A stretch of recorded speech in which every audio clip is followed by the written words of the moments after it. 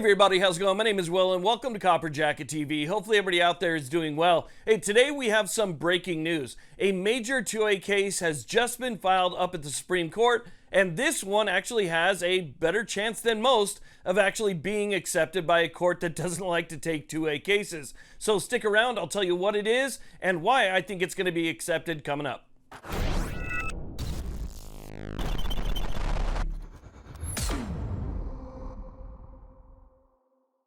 Now, real quick, one of the best ways you can support this content is by simply subscribing. Hit that subscribe button or scan the QR code. It's free, it only takes a second, but it really does help us out here quite a bit. Not only does it help us spread our message, but it shows the size and strength of our community. So with that being said, go ahead and subscribe today. Let's get to it.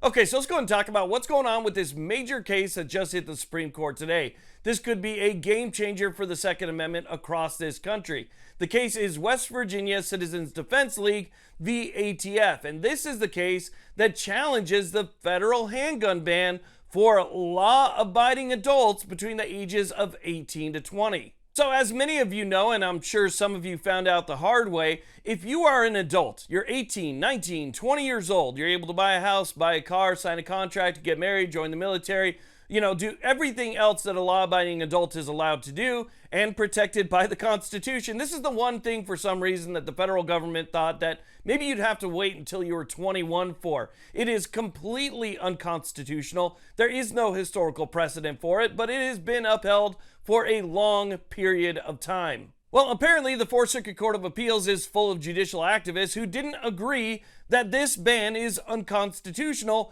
and they decided to uphold the federal ban, and so that lands us now at the Supreme Court. And you can see here, Supreme Court of the United States, the WVCDL v. ATF, and this was just petitioned today, July 31st, 2025. Now, one thing to keep in mind is that the question that's being presented to the Supreme Court in this case could end up overturning all 18 to 20-year-old bans across the country, even non-federal bans. We're talking state-level bans if the Supreme Court says you cannot ban 18 to 20-year-olds. Here's the question presented: whether a federal law that bans licensed sales of handguns and handgun ammunition to law-abiding 18 to 20-year-old adults violates the Second Amendment to the United States Constitution. Very clear, very easy to understand, and very simple.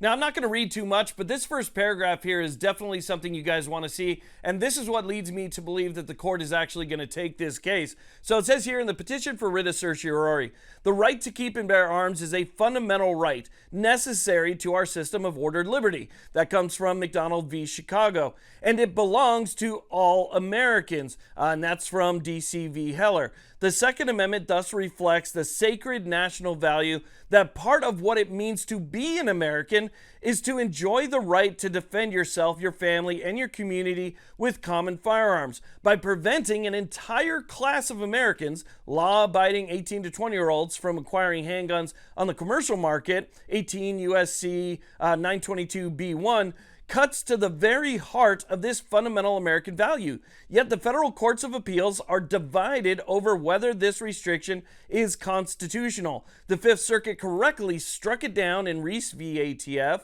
but the Fourth Circuit panel majority in this case upheld it as, quote, consistent with the principles that underpin our regulatory tradition, end quote. So it's that last part of that paragraph right there that leads me to believe that the Supreme Court actually has a pretty good chance of taking this case.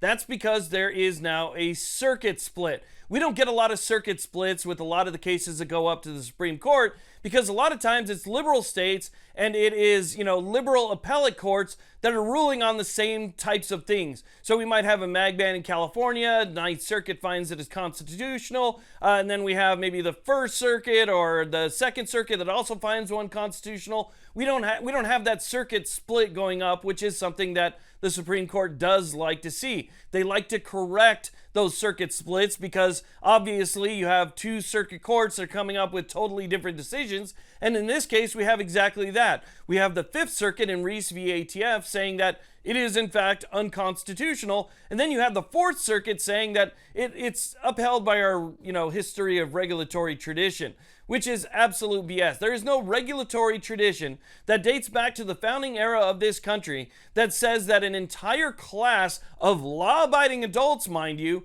should be banned from participating in a portion of their rights. That's not the way that things work. That is not history and tradition. It's not at least the history and tradition of this country. Now, I'm not sure if the Fourth Circuit has ever actually read the Constitution, because if they did, they would notice that at the end of the Second Amendment to our Bill of Rights, it clearly says shall not be infringed. And this is a major infringement. It should be overturned, and the Supreme Court needs to accept this case, because this should be an easy one for them. It should be a simple slam dunk, shouldn't take too long. Just go ahead, take a look at our text, history, and tradition, and you will see that a law like this cannot be allowed to stand today.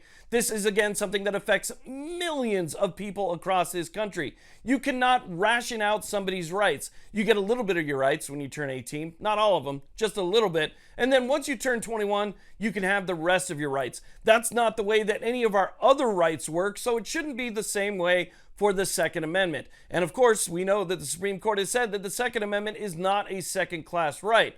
That's their own words. So if it's not a second-class right, don't treat it like a second-class right.